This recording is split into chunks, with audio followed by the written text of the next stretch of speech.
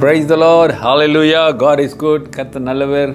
உங்களை இந்த காலை உடன்படிக்கை தியானத்திற்கு வரவேற்கிறேன். வெல்கம் டு தி கவர்ன் ஆஃப் தி டே. ஆண்டவர் நம்மோடு வைத்திருக்கிறதுக்கு பெயர் உடன்படிக்கை, கவர்னன். என்ன கவர்னன், என்ன உடன்படிக்கை? ஒரு புதிய உடன்படிக்கை நமக்கு கொடுத்திருக்கிறார். கிறிஸ்து நமக்காக சிலுவிலே தன் உயிரை கொடுத்தார், நம்முடைய பாவங்களுக்காக. அதன் மூலம் நமக்கு ரட்சிப்பும் நித்திய வாழ்வும் அவர் கொடுப்பது தான் புதிய உடன்படிக்கை. That is the new கவர்னன்ட். salvation come through Jesus Christ. அல்லேலூயா. எவ்வளோ ஒரு சந்தோஷமான ஒரு உடன்படிக்கை. It was a great covenant from our Lord. Okay, now you will see today's verse, Mark chapter 4 verse 25. Today is 20th August 2025, Wednesday. அல்லேலூயா, புதன்கிழமை. சரி, இன்றைக்கு mark 4:25 வசனத்தை பார்ப்போமே. உள்ளவன் எவனோ அவனுக்கு கொடுக்கப்படும், இல்லாதவன் எவனோ அவனிடத்தில் உள்ளதும் எடுத்துக்கொள்ளப்படும் என்றார். Whoever has to him more will be given, but whoever does not have, even what he has will be taken away from him. அல்லேலூயா. ஆண்டவருடைய வசனம் படிக்கும்போது ஒரு மாதிரி நியாயம் இல்லாத மாதிரி இருக்கேன்னு மாதிரி தெரியுது. ஆமாம் தானே? மனிதனுடைய நீதிக்கு சரியாக படலை மாதிரி தெரியும். என்ன இதுன்னு இங்கே ஆண்டவர் சொல்கிறாரு, உள்ளவன் எவனோ அவனுக்கு கொடுக்கப்படும், இல்லாதவன் எவனோ அவனிடத்தில் உள்ளதும் எடுத்துக்கொள்ளப்படும். ஏன்? அவங்ககிட்ட இல்லையா?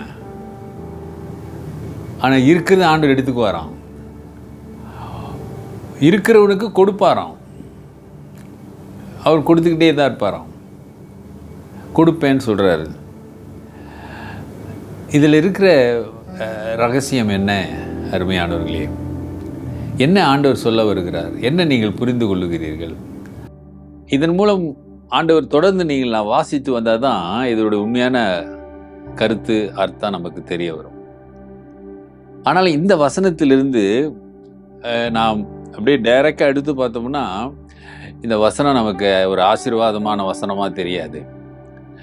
அதான் நல்லா இருக்கிறான், அவனுக்கு எதுக்கு திருப்பி கொடுக்கணும்? இல்லாத கஷ்டப்படுறான், அவன்கிட்ட இருக்கிறதையும் எடுக்கணும். அப்படி தான் நம்ம சொல்லுவோம். ஆமாம் தானே? அப்படி தான் நம்ம பேசுவோம். But whoever does not have, even what he has will be taken away from him. அருமையானவர்களே, கடவுளுடைய அன்பும் இந்த உலக காரியத்தினுடைய காரியங்கள், இந்த உலகத்தினுடைய காரியங்கள் ரெண்டு வித்தியாசமானவைகள். இந்த உலகத்தினுடைய ஆசீர்வாதங்களில் சாத்தான் கொடுக்கிறான், கடவுளும் கொடுக்கிறாரு. சாத்தானை தேடுகிறவனுக்கு அவன் கொடுக்கிறான். ஆமாதானே? ஆண்டவரை தேடுகிறவருக்கு இந்த உலக ஆசீர்வாதத்தை விட இந்த ஆத்மாவுக்கு ஒரு ஆசீர்வாதத்தை கொடுக்கிறார். அது சாத்தானால கொடுக்க முடியாது. அதை நீங்கள் புரிந்து கொள்ள வேண்டும். கடவுளால் கொடுப்பது சாத்தானாலே கொடுக்க முடியாது. ஆனால் சாத்தானாலே கொடுப்பது கர்த்தராலே கொடுக்க முடியும் என்பதை நாம் உணர வேண்டும். இந்த உலகம் முழுவதும் ஆதாயப்படுத்திக் கொண்டு தன் ஜீவனை நஷ்டமடைந்தால் அவன் அடைய லாபம் என்ன? இப்ப இங்க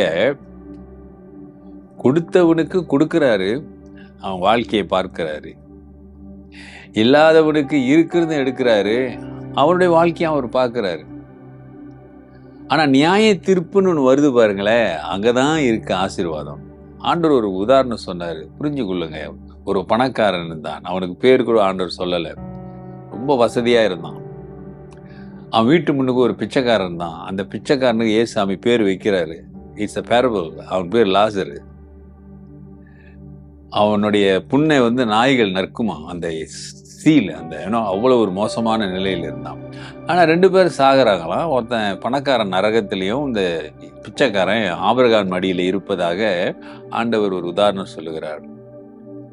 அருமையானவர்களே, இந்த உலக வாழ்க்கையில் வருகிற ஆசீர்வாதம் இந்த உலக வாழ்க்கையிலே நாம் இழக்கிற ஆசீர்வாதம் அல்ல, நித்திய ஜீவன்.